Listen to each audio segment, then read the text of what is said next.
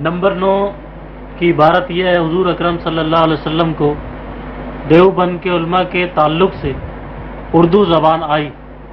حوالہ براہین قاطعہ صفحہ 26۔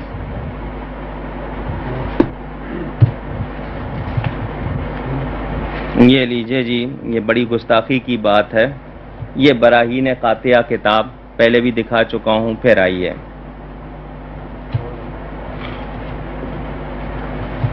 یہ لیں جی،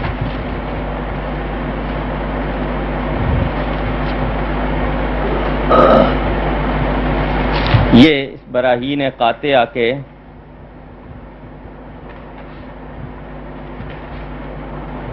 صفحہ 26 کی عبارت ملاحظہ ہو۔ ایک صالح فخر عالم علیہ السلام کی زیارت سے خواب میں مشرف ہوئے تو آپ کو اردو میں کلام کرتے دیکھ کر پوچھا کہ آپ کو یہ کلام کہاں سے آ گئی؟ آپ تو عربی ہیں۔ فرمایا کہ جب سے علماء مدرسہ دیوبند سے ہمارا معاملہ ہوا ہم کو یہ زبان آ گئی۔ سبحان اللہ، اس سے رتبہ اس مدرسے کا معلوم ہوا۔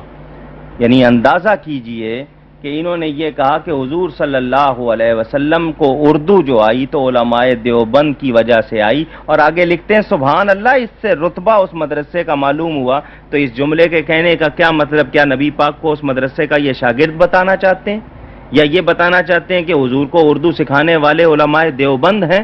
یعنی یہ اس سے اتنی بڑی گستاخی کھلم کھلا جو میں نے آپ کو اس کتاب میں دکھا دی ہے، یہ دیکھ سکتے ہیں۔